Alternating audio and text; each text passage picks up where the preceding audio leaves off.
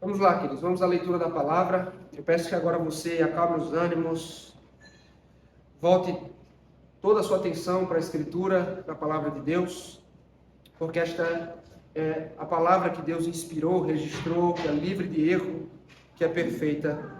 Eis o que diz o Senhor Jesus Cristo. Vós sois o sal da terra. Ora, se o sal vier a ser insípido, como lhe restaurar o sabor? Para nada mais presta senão para, lançado fora, ser pisado pelos homens. Vós sois a luz do mundo. Não se pode esconder a cidade edificada sobre o monte, nem se acende uma candeia para colocá-la debaixo do alqueire, mas no velador, e alumia todos os que se encontram na casa.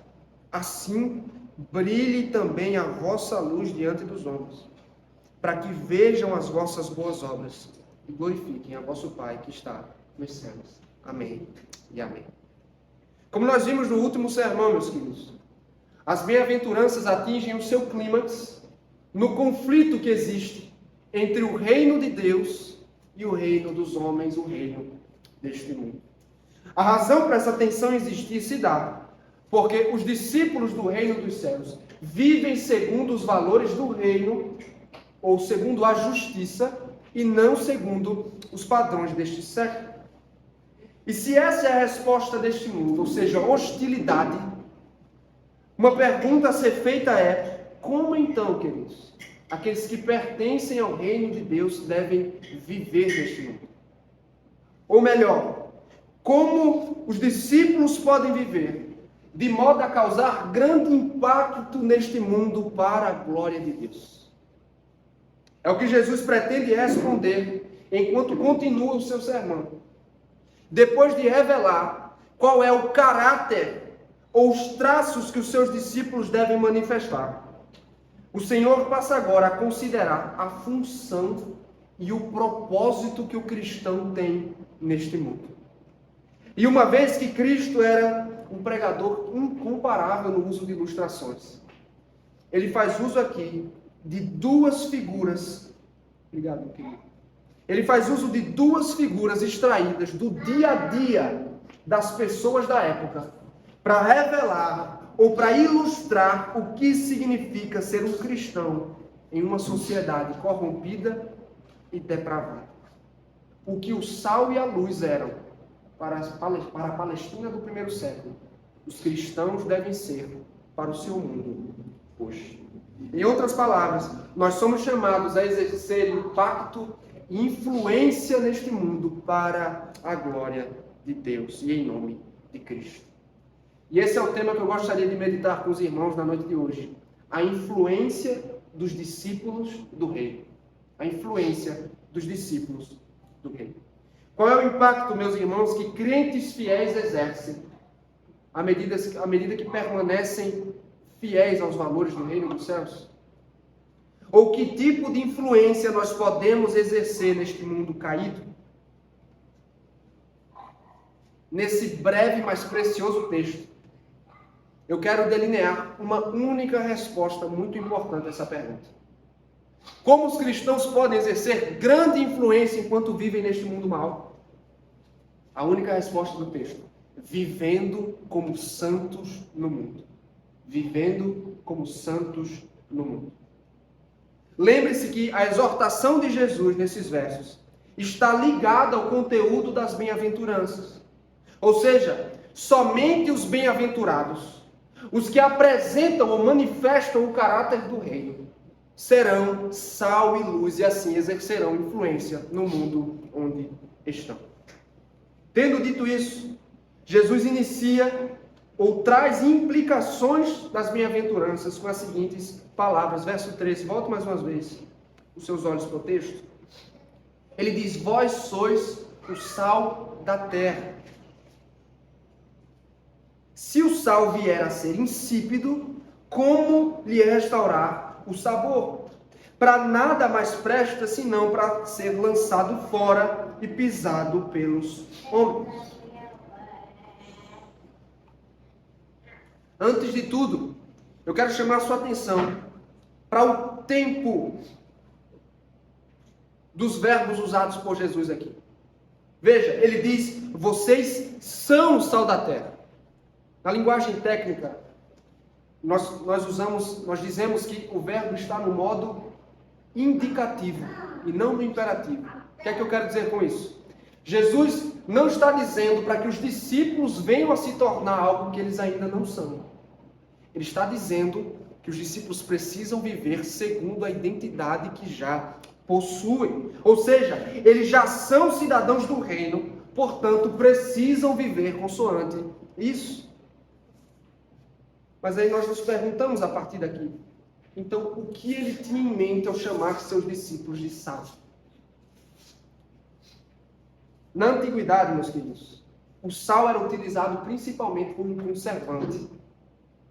Enquanto nós hoje contamos com a potência dos modernos refrigeradores, dos freezers, na Palestina do primeiro século, as pessoas usavam o sal para conservar os alimentos e assim impedi-los de apodrecer. E, inclusive, é o que continua a acontecer em culturas, digamos assim, menos sofisticadas ou mais primitivas ao redor do mundo. As pessoas continuam usando o sal para conservar alimentos das impurezas. Mas com essas palavras, Jesus implicitamente está dizendo que o mundo sem os seus discípulos tende a piorar e a apodrecer. O mundo sem os discípulos de Cristo, que são sal, tende a piorar ou a ficar mais deteriorado. O Dr. Martin Lloyd Jones, comentando esse texto, um pregador galês do século XX, ele disse: essas palavras claramente subentendem a tendência do mundo à poluição. Subentendem a sua tendência à podridão e à imundícia mais ofensiva, porque o mundo é caído, pecaminoso e mau. Para tornar a questão ainda mais clara, vamos aplicar esse exemplo de Jesus, a analogia usada por ele, ao exemplo específico de um pedaço de carne. Você sabe bem que na superfície de um pedaço de carne podem existir germes advindos tanto do animal quanto da atmosfera, por sua exposição à atmosfera. E eles, se permanecerem no pedaço de carne, o que é que vai acontecer? Eles vão apodrecer.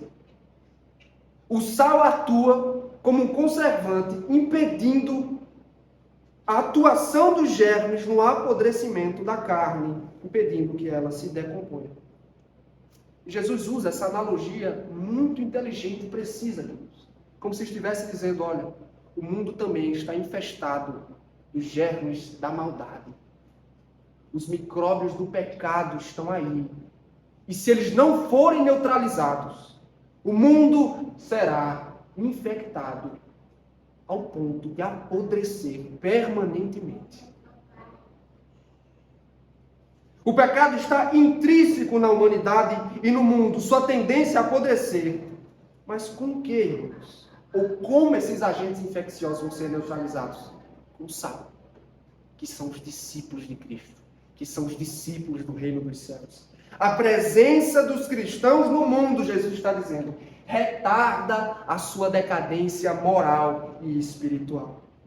Sem a influência do Evangelho, a tendência do mundo é estragar a um estado inevitável ou irreversível. Mas se há discípulos dispostos a viver vidas santas, segundo as normas do reino dos céus, estes exercem grande impacto e influência moral na sociedade em que vive. Mas além de sua função negativa, que é retardar o apodrecimento, o que é que o sal faz também? Ele tempera, ele dá sabor. Convenhamos, todos nós vamos concordar, não tem coisa pior do que comer uma comida sem sabor, né? Comer uma comida insossa. Jesus está dizendo, basicamente, que o mundo sem os seus discípulos é como esse prato que não tem sabor, insípido, insosso, desagradável. Por outro lado, são os seus discípulos que temperam a sociedade com o aroma e com o sabor do Evangelho. Em suma, como o sal surtia efeito sobre os alimentos, A presença de discípulos santos e moralmente fortes pode retardar a decaída moral da sociedade e abençoá-la grandemente. Mas e se o sal perder o seu sabor? É a pergunta que Jesus faz. E se o sal perder tanto o seu potencial para impedir o apodrecimento, como para temperar o alimento? Se torna inútil. Tanto que ele é lançado fora, ou jogado na rua. A rua nos tempos antigos, ou na Palestina, era uma espécie de depósito de lixo. O pessoal jogava na rua. E então as pessoas pisavam. É o que acontece com o sal que perde a sua utilidade. E da mesma forma, discípulos que não vivem uma vida segundo os valores do reino, tornam-se infrutíferos e incapazes de exercer influência onde estão. Mas além do sal, Jesus utiliza uma outra figura para descrever o papel do crente. Volte seus olhos para o texto, versos 14 e 15.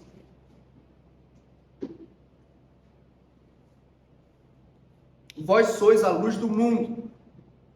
Não se pode esconder a cidade edificada sobre o monte, nem se acende uma candeia para colocá-la debaixo do alqueire, mas no velador, e alumia a todos os que se encontram na casa.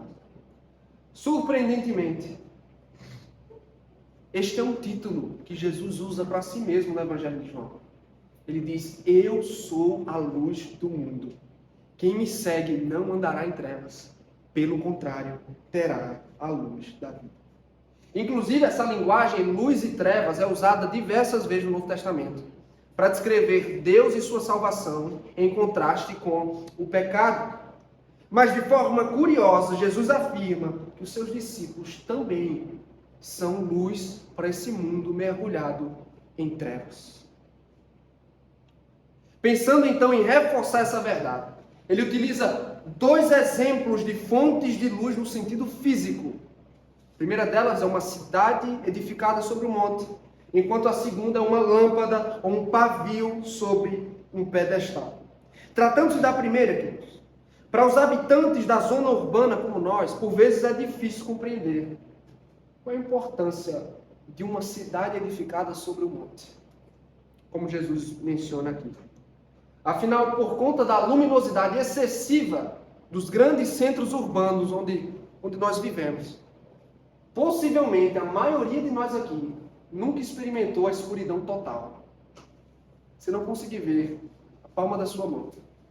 Dificilmente nós experimentamos algo do tipo. Mas não é o caso daqueles que vivem em regiões rurais mais afastadas, como era o caso dos ouvintes de Jesus aqui.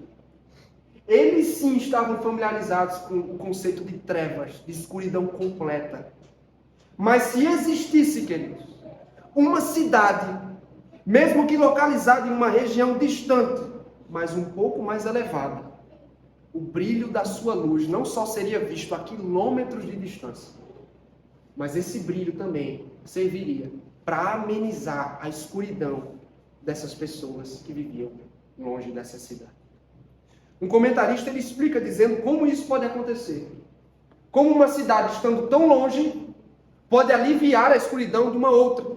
E ele explica dizendo que é porque a luz da cidade se reflete nas nuvens e a noite, antes sombria como o breu, já não é mais tão escura. Da mesma forma, irmãos, a luz da cidade, mesmo que não fosse tão intensa quanto, por exemplo, as nossas fontes modernas de iluminação, tornavam as trevas um pouco mais suportáveis para o povo daquela época. Mas ainda tratando sobre a luz, Jesus dá um segundo exemplo. A de um pavio, uma candeia, como ele usa aqui, ou uma lâmpada. E ninguém em sã consciência acende uma lâmpada para depois escondê-la. Pelo contrário, qual é a nossa intenção? Nós a colocamos no local mais alto e mais central possível, porque temos a intenção de iluminar todos os que estão no ambiente. E aí, então, no verso final, Jesus, após usar essas duas ilustrações, ele chega à sua conclusão. Ele diz: assim, brilhe também a vossa luz diante dos homens, para que vejam as vossas boas obras e glorifiquem ao vosso Pai que está nos céus. Como a luz da cidade e o pavio dissipam a escuridão com seu brilho, a luz das boas obras dos seguidores de Jesus Cristo também servem para amenizar as trevas morais e espirituais em que este mundo e as pessoas dele vivem no momento. O fato é que os homens estão cegos, queridos, para a sua insensatez moral e espiritual, e portanto precisam de luz. E Jesus está dizendo aos seus discípulos: vocês são essa luz. Vocês são essa cidade edificada sobre o monte que eles tanto precisam. Vocês são essa candeia erguida que lança luz sobre as trevas e sobre a insensatez. Quando virem a luz dos seus discípulos, emanada por uma vida santa, o que é que acontece? Eles vão se dar conta, ou perceber, que a fonte da bondade, a fonte da luz, está fora dos discípulos. Que fonte é esta, queridos? É Deus, que é o Pai das luzes. Deus é a fonte da bondade. Deus é a fonte da moral e da vida santa. E qual vai ser o resultado quando se derem conta disso? O texto diz: eles vão glorificar ao vosso Pai que está nos céus. Se os discípulos vivem uma vida santa segundo as normas do reino, com certeza produzirão grande impacto enquanto viverem. Pensando nisso, meus irmãos, como nós podemos tirar proveito desse texto? Lições práticas para a nossa vida. A primeira delas é: os cristãos impactam e influenciam o mundo por meio de um alto padrão moral. Os cristãos impactam e influenciam o mundo por meio de um alto padrão moral. Meu irmão, se você lê a Bíblia, você já se deu conta de que a Bíblia está recheada de diversas e severas advertências à santidade. Por exemplo, uma delas, o apóstolo Pedro, em sua primeira carta, disse: como filhos da obediência, não vos amoldeis às paixões que tinhas anteriormente na vossa ignorância. Pelo contrário, segundo é santo aquele que vos chamou, Deus, tornai-vos santos também vós mesmos em todo o vosso procedimento, porque está escrito: sede santo, porque eu sou santo. Uma palavra do Senhor, seu povo. Sejam santos, porque eu sou santo. A lógica de Pedro é a seguinte, meus irmãos: por causa do Evangelho fomos salvos, separados do pecado para pertencer a Deus. E por causa disso, agora, nós precisamos viver uma vida que valide e confirme essa realidade, que pertencemos a Deus, que fomos salvos, somos santificados, separados do pecado para Deus. Dito de forma mais simples, os cristãos precisam viver uma vida santa e obedecer à lei de Deus. Viver em obediência às leis do reino dos céus. Mas infelizmente, irmãos, boa parte da igreja evangélica, eu diria, com pesar, até da igreja reformada, é conhecida não por sua seriedade em buscar o padrão moral de Deus, mas por sua indiferença e frieza moral. Com base em que eu afirmo isso? Para começar, basta você olhar para as taxas de divórcio altíssimas no nosso país, que possuem uma contribuição significativa dos crentes. Segundo pesquisas, meus irmãos, pasmem, 1 em cada 3 pessoas na igreja consome pornografia em secreto. 1 em cada 3. Os escândalos financeiros e a falta de um código de ética no trabalho não são mais tão incomuns nos crentes. Sem contar com a imoderação no comer e beber, consumo descabido, exagerado de álcool, linguajar indecente, piadas imorais. Boa parte dos pais cristãos criam seus filhos da mesma forma como o mundo faz, sem distinção alguma. Os adolescentes e jovens que se dizem crentes, infelizmente, queridos, são exatamente iguais aos demais. Em nada se diferenciam dos seus colegas. São rebeldes e desobedientes aos pais. São indecentes no vestir e no falar. E só consomem porcaria na rede social. E aí nós chegamos ao ápice da indiferença. Sabe qual é o ápice? O clímax, querido. que deve nos levar a chorar, é a indiferença do povo de Deus quanto ao dia do Senhor. Culto público, os meios de graça, oração, a leitura da Escritura, culto familiar. Muitas vezes, irmãos, nós com orgulho nos apresentamos às pessoas como crentes, membros de uma igreja local, mas com tanta facilidade nós descartamos esse compromisso por coisas secundárias, não tão importantes, que não edificam. E a minha pergunta é, querido, como nós que somos cristãos, de certa forma, sejamos honestos, nós nos enquadramos pelo menos em alguma coisa que foi descrita aqui. Como nós que somos cristãos, discípulos de Cristo, como esperamos causar qualquer impacto neste mundo? Se somos indiferentes moralmente, se não somos santos, separados do pecado para pertencer a Deus. Como nós desejamos abençoar o mundo, meus irmãos, se somos exatamente iguais a eles, indiferentes moral e espiritualmente. Para usar a linguagem de Jesus no texto, será que o sal perdeu seu sabor? Lembre-se, se nós somos discípulos do reino, nossa função como sal é retardar o apodrecimento moral deste século. Como luz, nós temos que iluminar as trevas morais, não tomar parte, não participar delas. Porque da mesma forma que o sal que perde sua utilidade é lançado fora, um cristão que não vive uma vida santa, ele não é útil nas mãos de Deus. Ele não é útil para impactar e testemunhar a este mundo. E sabendo disso, o povo de Deus precisa redescobrir com urgência, queridos, a necessidade, o dever da santidade cristã. A urgência da obediência à lei de Deus em todas as esferas da vida.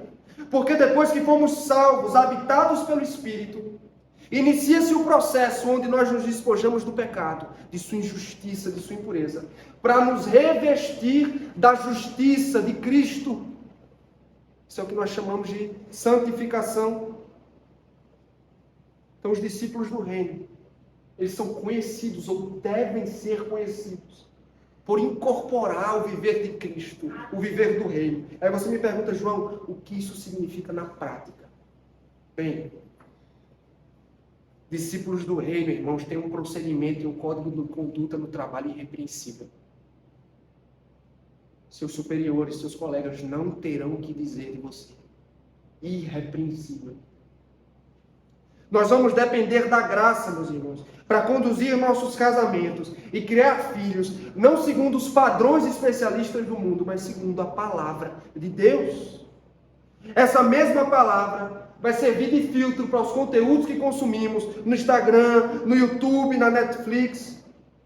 Quanto ao nosso linguajar, nós vamos nos despojar de palavras torpes, piadas imorais, inapropriadas aos lábios de um crente, para então nos revestir de um vocabulário piedoso, de um vocabulário edificante.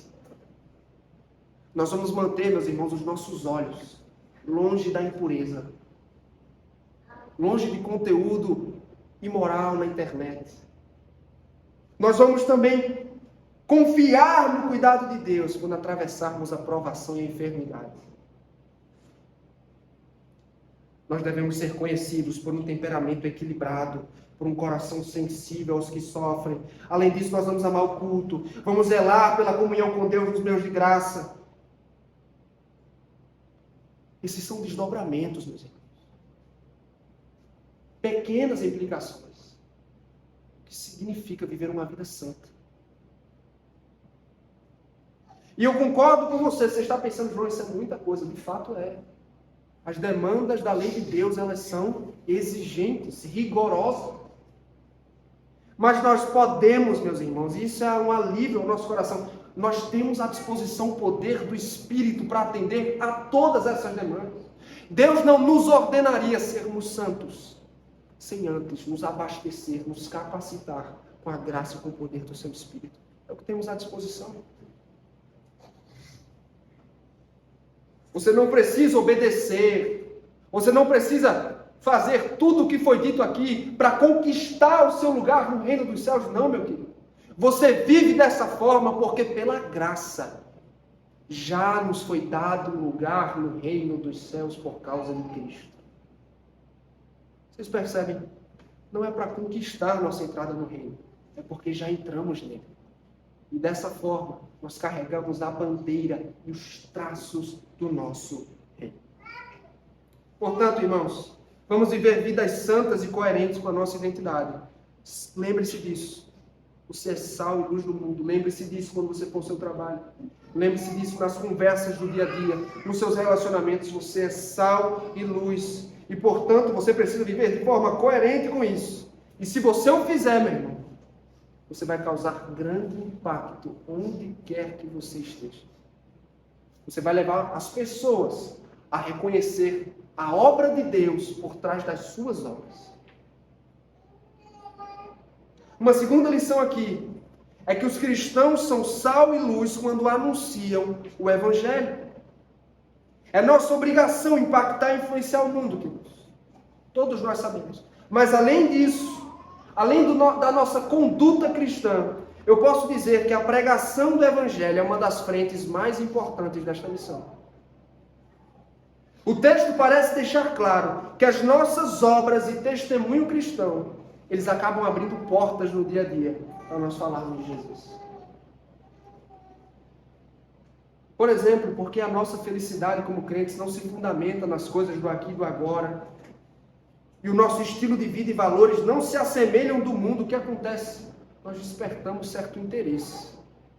Em algumas ocasiões nós despertamos a hostilidade, de fato, a oposição, mas em alguns momentos nós despertamos certo interesse nas pessoas sobre a razão da nossa fé e o porquê de conduzirmos a nossa vida dessa forma. Essas são oportunidades, meu irmão, para você falar do Evangelho. Sabe como é que o apóstolo Pedro descreve a igreja? Como um povo que foi salvo por Deus para falar ou proclamar as virtudes daquele que nos chamou das trevas para a luz. A mesma linguagem que Jesus usa no texto.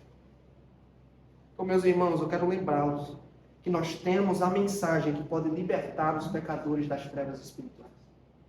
Nós temos uma mensagem que não só retarda o apodrecimento moral, mas pode regenerar pecadores e trazê-los à salvação. Cristo é o sal e a luz que os pecadores tanto precisam. Será que é o que temos anunciado às pessoas com quem convivemos, irmãos? Será que é o que temos anunciado às pessoas que nos cercam e nos odeiam? Todos os dias, no trabalho, em casa, na escola, na faculdade, nos círculos de amizade, nós estamos rodeados de pessoas que vivem em trevas morais e espirituais. Iludidas, escravizadas em seus pecados. E se nós queremos ser sal e luz, meu irmão, nós precisamos falar de Cristo para essas pessoas. Somente o Evangelho pode trazer verdadeira esperança para as pessoas que estão em trevas espirituais, que estão apodrecendo moralmente. Eu convido você, meu querido, a não se acovardar. E principalmente, levando em conta o que o texto diz, se certifique de que a sua conduta, o seu procedimento é coerente com os valores do reino. Porque se não for, sua vida será um empecilho à pregação do Evangelho na vida de determinadas pessoas.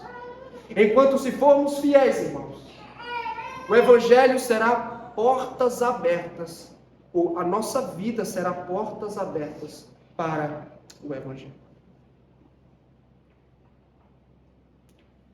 E por fim, uma última lição, irmãos. Porque somos sal e luz, o cristão deve engajar-se e influenciar todas as áreas da vida. A história, irmãos, está aí para comprovar que quando os cristãos se comprometem a viver como sal e luz, toda a sociedade é impactada pelo poder do Evangelho. Quando os seus discípulos encaram esta ordem como uma vocação, o padrão do reino e a lei de Deus influenciam todas as camadas da sociedade. Você duvida disso, meu irmão? Eu tenho alguns exemplos para dar para você do impacto que os crentes causam quando são fiéis às ordens de Cristo. Para começar, a abolição da escravatura, irmãos. Um pecado gravíssimo registrado nas páginas da história da humanidade. Você sabia que a abolição da escravatura é, em sua maior parte, uma contribuição cristã ao mundo? Foram homens fiéis que lutaram contra este pecado abominável. Foram cristãos que lutaram contra o infanticídio, que era uma prática comum no mundo greco-romano. A construção de hospitais e hospícios nasceu do coração preocupado de cristãos para com os doentes e moribundos. Tanto que na Idade Média, toda a Europa tinha hospitais para atender as necessidades dos enfermos. O status das mulheres, irmãos, floresceu por conta da influência cristã também. Porque na antiguidade, as mulheres eram oprimidas, objetos de prazer, objetos da diversão dos homens, mas por causa de um homem chamado Jesus de Nazaré, que veio a este mundo, contrariou a cultura e tratou as mulheres com dignidade e respeito. Sabe o que aconteceu? Os discípulos deste Senhor passaram a proteger as mulheres do abuso e as crianças também. É inegável também a influência do cristianismo na era da educação. Com o avanço da reforma e com os esforços dos reformadores para colocar a Escritura nas mãos de todos, surgiu a necessidade de plantar escolas e universidades para educar e aplicar a palavra de Deus a todas as áreas da vida da sociedade. Nasceram universidades, escolas, que tinham a Cristo como a base para todo conhecimento e aprendizado verdadeiro. Nós temos alguns exemplos. Por exemplo, a Universidade de Genebra foi plantada pelo reformador João Calvino.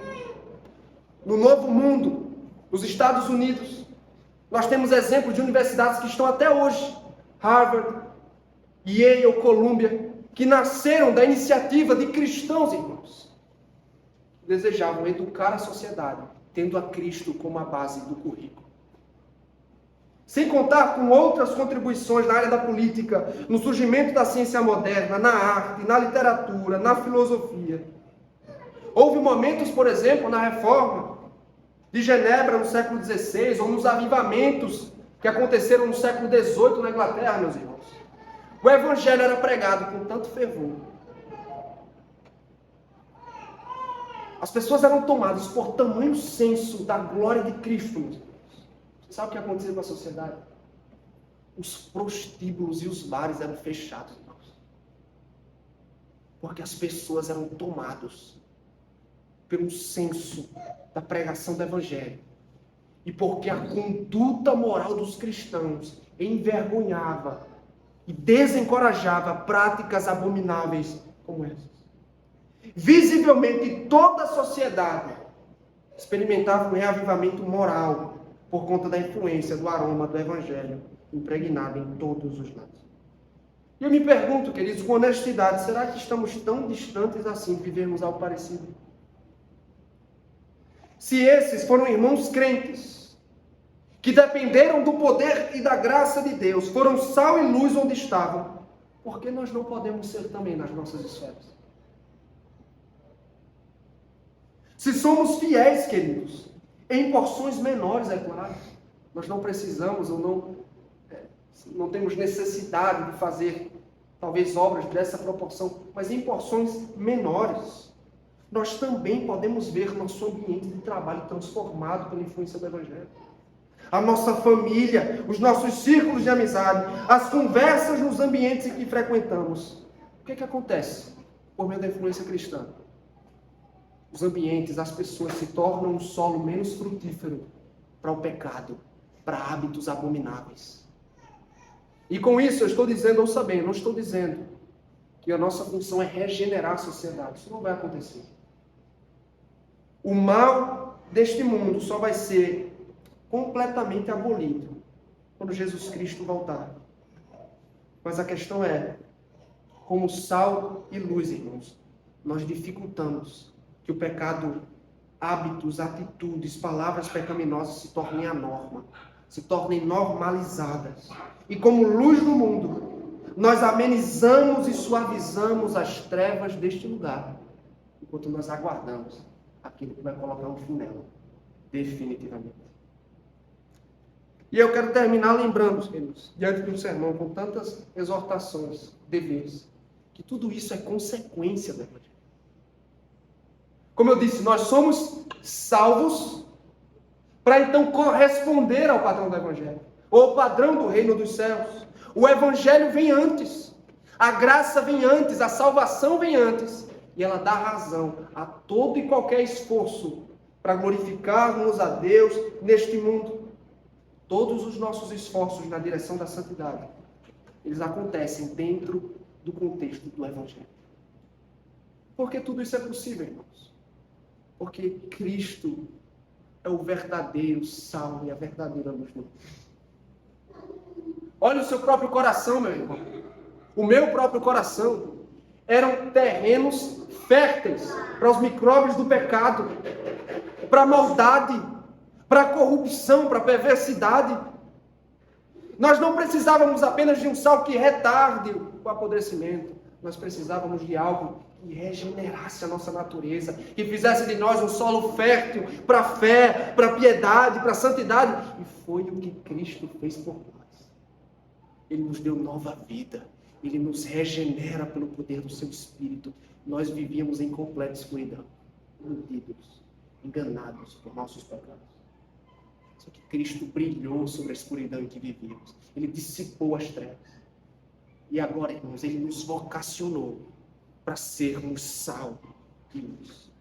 É somente porque antes Cristo temperou a nossa vida com sabor, porque Ele dissipou as trevas, que por causa do seu poder, nós podemos provocar certo impacto no mundo. Amém?